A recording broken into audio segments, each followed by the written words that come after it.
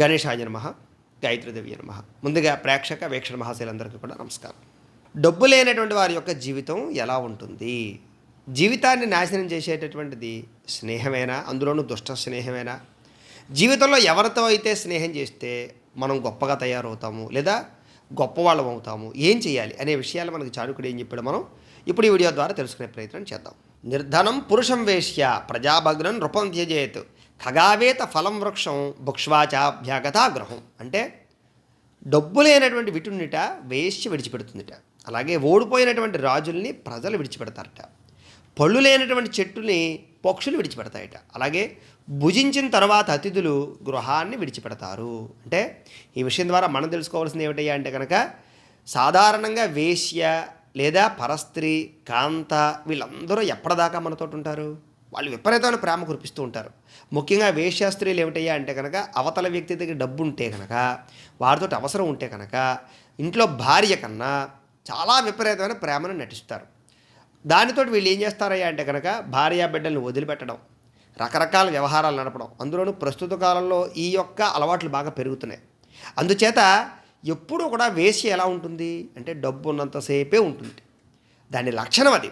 ఎప్పుడైతే డబ్బు లేదో వేశ్య ఖచ్చితంగా విటుని విడిచిపెట్టి తీరుతుంది తప్ప భార్యలాగా డబ్బున్నా డబ్బు లేకపోయినా, రోగంతో ఉన్నా రోగం లేకపోయినా ఎప్పుడూ ఒకేలా చూసే భావన కానీ, ఇంకా నిజంగా చెప్పాలంటే భార్య నిజంగా ఆరోగ్యం బాగోకపోతే ఇంకా ఎక్కువ ప్రేమ చూపిస్తుంది.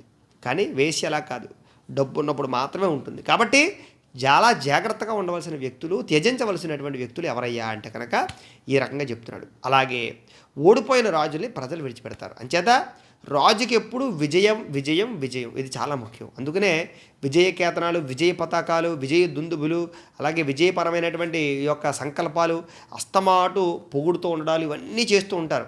ఎందుచేత పొగుడుతూ ఉంటారని తదాస్తు దేవతలు ఉంటారు కాబట్టి రాజుకి ఎప్పుడు విజయం కలగాలి, విజయం కలగాలి, జయీ భవ విజయీ భవ జయీ భవ విజయీ భవ అంటూ ఉంటారు. మనం పాత సినిమాలు చూస్తుంటే వీడికి అర్థం అందులో ఎక్కువగా ఉంటూ ఉంటాయి కదా. అంచేత రాజుని ఎప్పుడు కూడా అందరూ జయీ భవ విజయీ భవ అంటూ ఉంటారు. కారణం ఏంటంటే రాజు ఎప్పుడు జయంగా విజయంగా ఉంటూ ఉంటేనే రాజుకి రాజ్యం కానీ వ్యవస్థ కానీ నడుస్తుంది. ఎప్పుడైతే రాజు కనుక ఓడిపోయినట్లయితే కనుక ఎందులోనైనా సరే, ఆఖరికి పూర్వకాలంలో రాజులు వ్యసనాల్లో కూడా ఓడిపోయిన వాళ్ళు ఉన్నారు. ఏది చదరంగం ఆడి కానీ లేకపోతే కనుక పాచికిలాడి కానీ రకరకాల ఆటల్లో ఓడిపోయిన రాజుల యొక్క చరిత్రలు కూడా మనం తెలుసుకుంటూ ఉంటాం. అలాగే పాండవులు కూడా మనకి ఏంటి అంతే కదా. ఆ రకంగా ఏమిటి అంటే కనుక ఒక్కళ్ళు రాజ్యంలో యుద్ధంలోనూ ఓడిపోతూ ఉంటారు, కొంతమంది ఇలాగ ఆటల్లో ఓడిపోతూ, కొంతమంది కుస్తీ పోటీలో ఓడిపోతూ ఉంటారు, అనేక రకంగా ఓడిపోతూ ఉంటారు ఎవరు? రాజులు. అంచేత రాజుకి ఎప్పుడూ కూడా ఓటమి అనేటటువంటిది అస్సలు ఉండకూడదు. ఎప్పుడు విజయం కోసమే ప్రయత్నం చేయాలి.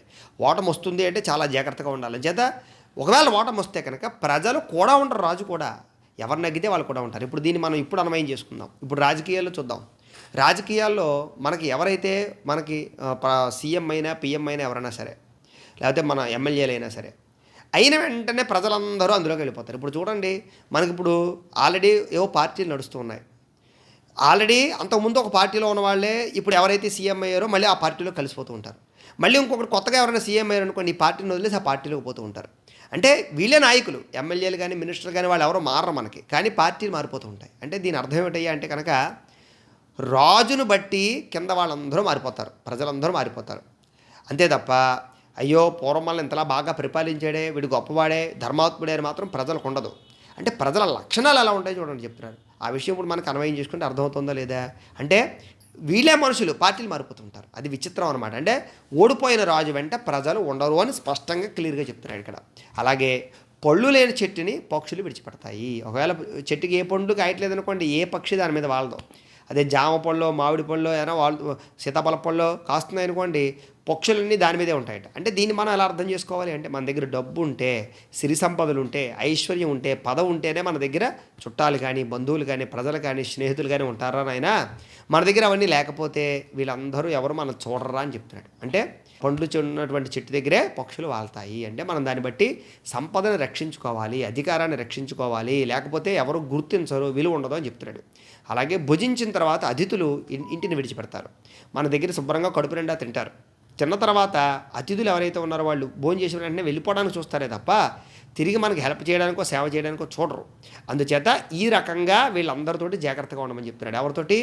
వేశ్యులతోటి విటులు, అలాగే ప్రజలతోటి రాజులు, అలాగే మన బంధువర్గంతో కానీ కుటుంబ సభ్యులతోటి కానీ డబ్బు విషయంలో జాగ్రత్తలు, అలాగే అతిథులని పెద్దగా నమ్మకుండా ఉండడం. అతిథులు భోజనం చేశాడు కదా, మనకి వేళ సాయంత్రం అని హెల్ప్ చేస్తాడేమో పనులు అంటే ఉండడం, వెళ్ళిపోతాడు వాడు.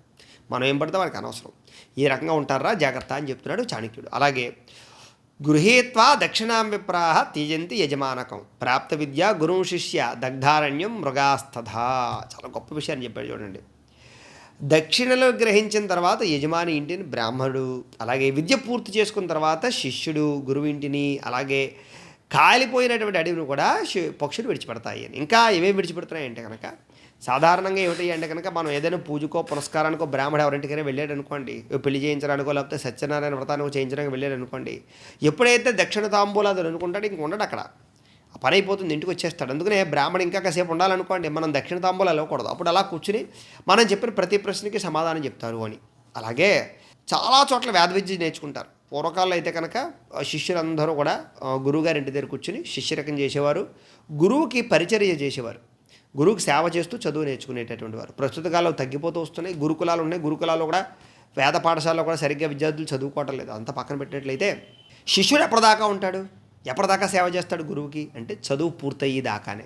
చదువు పూర్తయిపోయిన తర్వాత శిష్యరకం చేస్తాడంటే చేయడు, అభిమానం చూపిస్తాడంటే చూపించడు, కార్యాంతే విసర్జేయదు. గురువుగారి దగ్గర చదువు పూర్తయిపోయిన తర్వాత వెంటనే బయటకు వెళ్ళిపోతాడట, నిలబడట. అందుచేత అలాంటి శిష్యులను నమ్మొద్దు అన్నారు. అంటే అందరూ అలా ఉంటారంటే ఏదో 100కి 99 మంది ఇలాగే ఉంటారు. ఎవరో ఒక్కళ్ళే గురువు మీద భక్తితోటి జీవితాంతం అంకిత సేవతో ఉంటారు. అయితే ఈ రకంగా మనుషులు ఉంటారు, శిష్యులు ఉంటారు. అలాగే కాలిపోయిన అడవిని పక్షులు విడిచిపెట్టడం ఖాయం. కాలిపోయిన అడవిలో వాటికి పనే ఉంది, కనీసం గూడు కట్టుకోవడానికి పచ్చదనం కూడా ఉండదు. అంచేత ఖచ్చితంగా వెళ్ళిపోతాయట. అంచేత వీళ్లతో చాలా జాగ్రత్తగా ఉండమని చెప్తున్నాడు. అలాగే దురాచారి దూరదృష్టి దురావాసీచ దుర్జన ఎన్మైత్ క్రీతే పుంభిర్నర శీఘ్రం వినశ్యతి. అంటే దీని అర్థం ఏంటి అంటే కనుక చెడు నడవడిక ఉన్నటువంటి వారితో స్నేహం కానీ, దుష్టభావాలు ఉన్నటువంటి వారితో కలిసి ప్రయాణం చేయడం కానీ, లేదా అలాంటి వాళ్ళతోటి ప్రదేశంలో నివాసం చేయడం కానీ, దుర్జనుల వెంట వ్యవస్థ చేయడం కానీ, వ్యాపారాలు చేయడం కానీ, ఇవన్నీ కూడా నాశనానికి దారితీస్తాయి అని. అంటే చెడు నడవడిక ఉన్నటువంటి వారితో స్నేహం చేసామనుకోండి, వాళ్ళ వల్ల వ్యసనాలు వస్తాయి, గొడవలు అవుతాయి, లేదా పోలీస్ కేసులు అవ్వచ్చు, రకరకాల తప్పుడు పనులు చేయడానికి వాళ్ళు ప్రేరేపిస్తారు. కాబట్టి చెడు నడవడిక ఉన్నవారితో స్నేహం అసలు చేయకూడదు. ఏదైనా లావాదేవీ ఉంటే చూసుకుని వచ్చేయాలంతే. దుష్టభావాలు ఉన్నటువంటి వారితో కలిసి ఉండడం అంటే వాళ్ళకి ఎదుటివాడు ఎదుగుతుంటే ఓర్వలేడు, కూర్చుంటాడు, మరి వాడు ఎలా అయిపోతున్నాడు చూడరా, వాడు ఎలాంటి కారు కొనేసాడు చూడరా, వాడు ఎలాంటి బిల్డింగ్ కట్టేసాడు చూడరా, వాడికి ఏట్రా తెగ సంపాదించేస్తున్నాడు అంటూ పక్కవాడిని ఎంతసేపు చిన్నగా చూడడం, లేదా ఎవరైనా అమ్మాయి కనిపించిందంటే వాడి దగ్గరికి వెళ్ళింది, వీడి దగ్గరికి వెళ్ళింది, ఇలా మాట్లాడుతూ ఉంటారు కొంతమంది. ఇలాంటి వాళ్ళతో సహవాసం చేస్తే కనిపించే ప్రపంచం అంతా కూడా చెడ్డగా కనపడుతుంది. అంచేత చెడు భావాలు చూసే ప్రతి స్త్రీని కూడా వ్యంగ్యభావంగా చూడడం, లేదా కామభావంతో చూడడం, ఇలా కొంతమంది చేస్తూ ఉంటారు. అలాంటి వాళ్ళతో మనం కూడా ఉన్నాం అనుకోండి, మన దృష్టి కూడా స్త్రీని ఇలా చూడాలా, ఇలా వ్యవహరించాలా, ఇలా మాట్లాడాలనిపించి మనం కూడా అలాగే చూస్తూ ఉంటాం. అందుచేత భావాలు మంచి భావం ఉన్న వాళ్ళతో చూడాలి. ఆవిడ చూడాలి దేవతలా ఉంది చక్కను అండి, అలా మాట్లాడాలి. అలాగే పోలేరా వాడు చక్కగా ఎంతో కష్టపడ్డాడు చిన్నప్పటి నుంచి, ఇప్పుడు ఎదిగాడు, పాపం కష్టపడి సంపాదించుకుంటున్నాడు, ఇలా మాట్లాడేది వారిని. అంటే ఇలాంటి భావాలను వారితో స్నేహం చేయాలి తప్ప చెడ్డ భావాలను వారితో స్నేహం చేయొద్దు. అలాగే దుర్జనులతో కూడి ప్రయాణాలు కానీ, దుర్జనులతోటి వ్యవహారాలు కానీ నడపద్దు. దుర్జనులు అంటే ఏంటి అంటే చెడ్డ పనులు చేసేవాళ్ళు, చెడు వ్యవహారాలు నడిపేటటువంటి వారు, వ్యసనాలు అలవాటు ఉన్నటువంటి వారు, వీళ్ళందరూ దుర్జనులు. అంచేత వాళ్ళతో ప్రయాణాలే చేయొద్దని చెప్పారు, వాళ్ళతో వ్యవహారం నడపొద్దని చెప్పాడు. దానివల్ల తొందరలో నాశనం అయిపోతావయ్యా. చూడండి ఎంత కఠినంగా చెప్పాడు. అలాగే సమానే శోభతే ప్రీతి రాజ్ఞసేవాచ శోభనే వాణిజ్యం వ్యవహారేషు దివ్యా స్త్రీ శోభతే గృహే.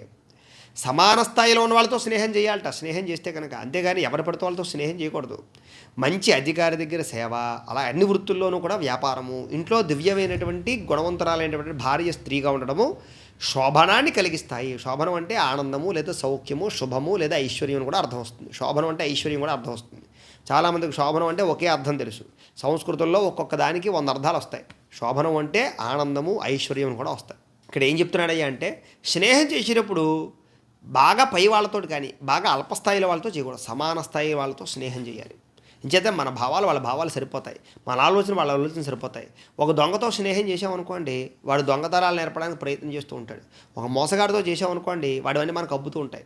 అందుచేత ఏమిటయ్యా అంటే కనుక, లేదా బాగా అధికారాలు గొప్ప గొప్ప స్థాయిలో ఉన్న వాళ్ళతో స్నేహం చేసామనుకోండి, వాడు ఎంతసేపు మనం కింద ఉంచడానికి తొక్కడానికే చూస్తాడు గర్వంతో. కాబట్టి సమానమైన వ్యక్తులతో స్నేహం చేయమన్నారు. అలాగే మంచి అధికారుల దగ్గర సేవ, మనం చేసే అధికారులు ఉంటారు మన దగ్గర, మనం పనిచేసేవాళ్ళు, వాళ్ళు మంచి వాళ్ళైతే కనుక వాళ్ళ దగ్గర సేవ చేస్తే మంచి రాణింపు. ఎంచేత మంచి అధికారి ఎప్పుడు కూడా కింద వర్కర్కి ఎప్పుడూ ఏదో పెట్టడానికి చూస్తాడు, హెల్ప్ చేయడానికి చూస్తాడు, వాడి ఎదగడానికి గ్రోత్ ఇవ్వడానికి చూస్తాడు, లేదా ఆపదలు ఉంటే ఆదుకోవడానికి చూస్తాడు, ఆపదలో ఏదైనా ప్రమాదపరమైన పరిస్థితులు ఉంటే కనుక డబ్బు ఇవ్వడానికి ప్రయత్నం చేస్తాడు. కాబట్టి మంచి అధికారి దగ్గర సేవ చేయడం అనేది అదృష్ట లక్షణం అంట. అలాగే అన్ని వృత్తుల్లో వాణిజ్యం అంటే వ్యాపారం చేసే వాళ్ళకి ఒకే వ్యాపారం చేస్తే పెద్దగా రాణించదు. అన్ని రకాల వృత్తుల్లోనూ వ్యాపారం చేయడం అనే అలవాటు ఉన్నట్లయితే కనుక వాళ్ళు తొందరగా ఒక వృత్తి పడిపోయినా ఒక వృత్తిలో, ఫర్ ఎగ్జాంపుల్గా ఇప్పుడు చూడండి, కొంతమంది షాపింగ్ మాల్స్ పెడుతున్నారు, అందులోనే బంగారం, అందులోనే బట్టలు, అందులోనే వ్యవహారాలు, అందులోనే అన్నీ ఉంటాయి చక్కగా. అంటే అనేక రకాల వృత్తి వ్యవహారాలు వ్యాపార విషయాల్లో కలగజేసుకునే వాళ్ళకి లాభాలు ఎక్కువగా ఉంటాయి. ఇంట్లోనే దివ్యమైన స్త్రీ అంటే, దివ్యమైన స్త్రీ అంటే కాస్త గౌరవప్రదంగా ఉంటూ, ఇంటికి వచ్చిన వారిని ఆదరిస్తూ, శుభ్రంగా ఉంటూ, అలాగే ఇంటిని అందంగా తీర్చిదిద్దు, భర్తను గౌరవిస్తూ, అత్తమామలు గౌరవిస్తూ, ధర్మంగా ఉంటూ, భక్తిగా ఉంటూ ఉన్నటువంటి స్త్రీ, అలాంటి స్త్రీ కనుక ఇంట్లో ఉంటే దాన్ని దివ్యమైన స్త్రీ అన్నారు. అందుకనే పాతివ్రత్యక లక్షణాలు కలిగినటువంటి స్త్రీ కనుక ఇంట్లో ఉంటే ఆ ఇంటికి దరిద్రం రాదుట, ఐశ్వర్యం ఎప్పుడూ ఉంటుందట, అప్పుల బాలైపోయి రోడ్డున పడిపోయే పరిస్థితి ఉండదట. అంటే ఒక స్త్రీ లక్ష్మీప్రదంగా ఇంట్లో ఉండేటటువంటి దరిద్రాన్ని పోగొట్టగలుగుతుంది. ఎవరు అంటే గుణవంతురాలైనటువంటి ఈ రకమైన లక్షణాలు ఉన్నటువంటి స్త్రీ.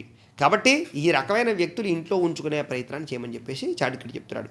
ఇంకా ఇలాంటివి ఎన్నో రకాల మంచి విషయాలు చెప్పాడు. అవన్నీ కూడా మనం తదుపరి వీడియోలో తెలుసుకునే ప్రయత్నం చేద్దాం. గోబ్రాహ్మణేభ్యః శుభమస్తు నిత్యం, లోకా సమస్తాః సుఖినో భవంతు. స్వస్తి.